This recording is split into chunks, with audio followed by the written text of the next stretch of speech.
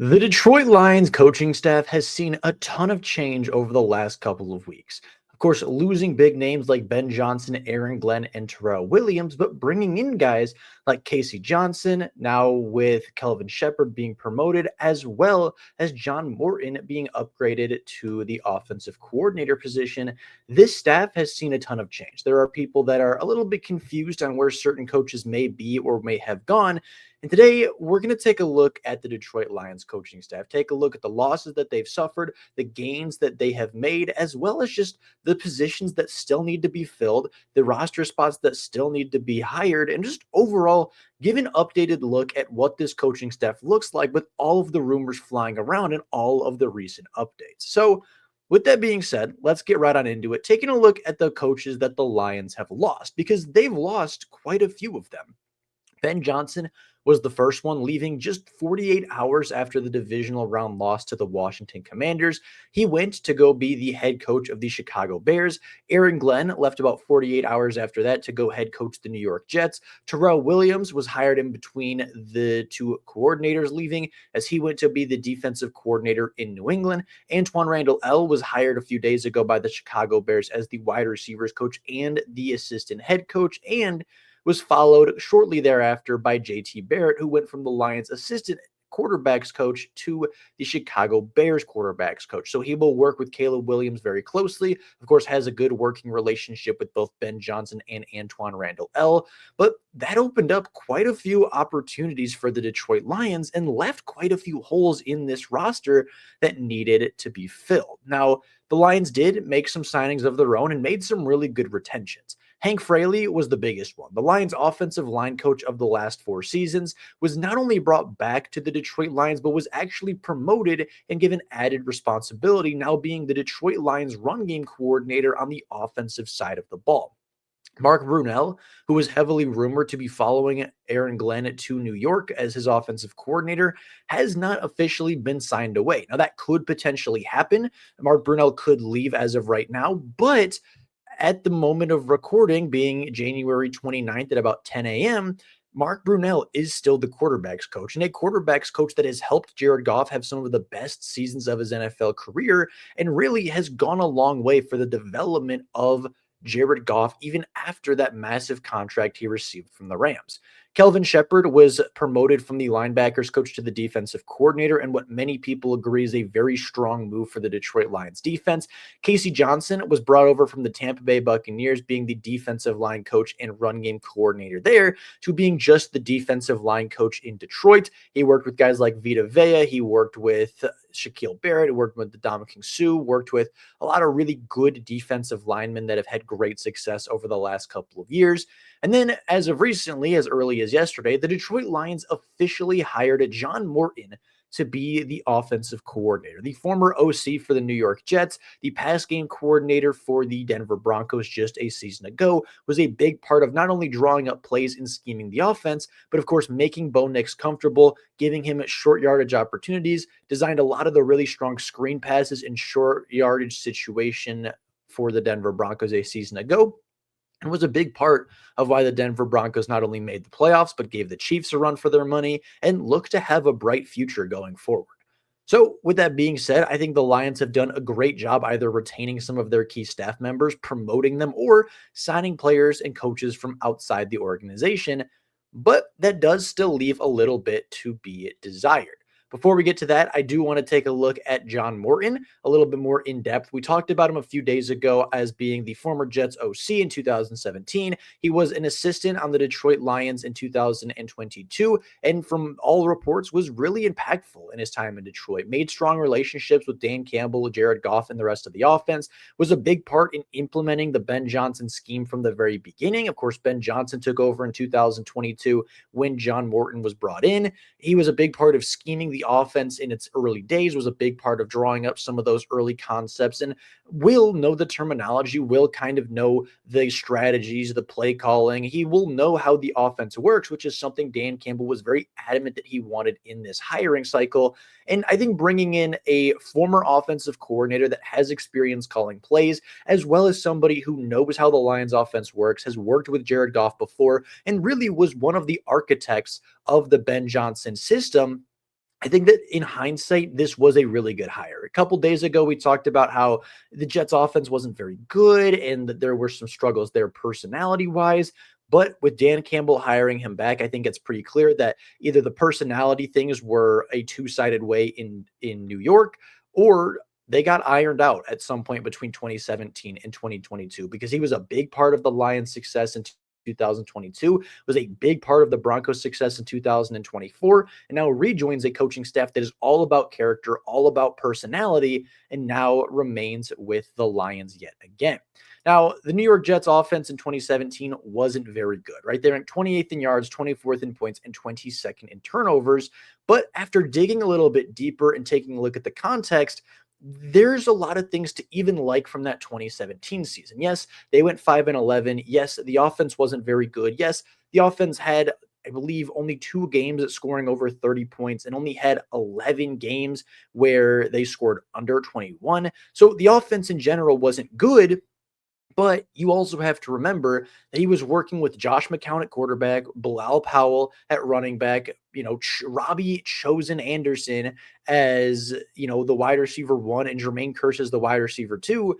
And looking at the 2017 season for the Jets, Josh McCown saw a career high in both passing yards and touchdowns on the season, despite not playing the full year. Bilal Powell saw a career high in yards and touchdowns on the ground. Robbie Anderson saw a career high in touchdowns and a second career high in receiving yards, so the second best of his career. Jermaine Kearse saw a career high in yards and touchdowns, as well as their tight end Jenkins, who saw a career high in receiving yards that season. So, yes, the overall offensive numbers weren't very good, but now look at the Lions offense and replace Josh McCown with Jared Goff, replace Bilal Powell with Jahmyr Gibbs and David Montgomery, replace Robbie Anderson and Jermaine Kearse with Jamison Williams and Amon-Ra St. Brown, replace Jenkins with Sam Laporta, and the offensive talent is 10, 15 times better than what they had in New York. So if we could see, a career high in yards and touchdowns for Goff, a career high in yards and touchdowns for Jahmyr Gibbs and St. Brown and JMO and Sam Laporta, like, there are a lot of things to like about his tenure with the Jets. And yeah, there are reports that his personality clashed a lot with, the upper management, clashed with the GM, clashed with some of the other coaches and the players. But that could be a two-way streak, right? That could be, the Jets just not having the best coaching staff, the most well-gelled coaching staff in place, and John Morton just being frustrated with the lack of offensive success. So I do think there is still a question mark with this hire, but knowing that John Morton was kind of an architect of the Ben Johnson system, knowing he's called plays before, and knowing that he's gotten the most out of his players when being the offensive coordinator, I think there's a lot more to like about this hire than there is to dislike about this hire. Now, taking a look at the offseason needs still, the Detroit Lions will need an assistant quarterbacks coach. And if Mark Brunell is to leave a quarterbacks coach in general, they'll need no longer an offensive coordinator. This video was scripted yesterday. So John Morton officially being hired as the offensive coordinator. They will need a wide receivers coach as Antoine Randall L has left for Chicago, as well as an assistant linebackers coach after Sean Dion Hamilton was promoted from that to the linebackers coach. So a couple of assistant coaches here and there, one positional coach, but overall, the coaching staff is fairly well figured out at this point. Now, I do have a couple of options for the assistant quarterbacks coach and the wide receivers coach. First off, starting with assistant QBs, I think it makes a lot of sense to bring back David Blau, a former Detroit Lions quarterback, spent 4 seasons as an NFL quarterback after 4 years at Purdue, where he passed for nearly 10,000 yards and 70 touchdowns. He was not a great NFL quarterback, but a good NFL backup quarterback. I believe started 4 games in his career, could have been a few more, but overall wasn't really the NFL's successful quarterback story, but has gone into coaching, was a assistant quarterbacks coach with the Washington Commanders last season. So he was a big part of helping Jaden Daniels develop. He was a big part of the quarterback room in that building. And I think, being an NFL quarterback for several years makes him very qualified for that position. There's a lot of people saying that they wanted him to replace Mark Brunell if Brunell does go to New York. And I think that makes a lot of sense. A former quarterback here in Detroit that ran the system for a couple of years, has worked with Ben Johnson, has worked with Dan Campbell, has been in the building several times over. and I think knows the players, knows the system, and I think would get a good response from the players in general. And then as a wide receivers coach, I think the Lions follow a similar trend. They promote Seth Ryan, who is the current assistant wide receivers coach from 2021 to 2024. They could promote him, put him as, wide receivers coach, and just add another assistant wide receivers coach below him. There are a couple of other options. A lot of people want to see Golden Tate join the roster. I think that could be a really interesting scenario. He is looking for his future after wide receiving, right? He is looking for his future after playing football. I know last offseason he was calling some of the games for the Lions in the preseason. I know he's been on certain networks here and there, but coaching is a very real option for many wide receivers and many players after their playing career is done. So that could be an interesting possibility as well. But it seems like the Lions are a big fan of promoting from within. Seth Ryan has been with the team for 3 years and could be ready to take that step forward. Overall, this is what I think the coaching staff will look like going into 2025. Things could change, and I'll talk about that in a minute. But as of right now, your head coach, of course, is Dan Campbell. Your OC is John Morton. Your quarterbacks coach, as of right now, is Mark Brunell. Scotty Montgomery will remain the running backs coach and assistant head coach. Seth Ryan will be promoted to wide receivers coach. Hank Fraley will be the offensive line and run game coordinator. Stephen Heaton will be the tight ends coach, as he has been for the last year or so. And then Tanner Engstrand will remain as the pass game coordinator. Now, unfortunately, there is a high possibility that one of Mark Brunell or Tanner Engstrand will be grabbed from the Lions roster and added to New York, meaning the Lions could potentially have to replace either their pass game coordinator or their quarterbacks coach. We already talked about the QB coach potentially being David Blau from a few seasons ago.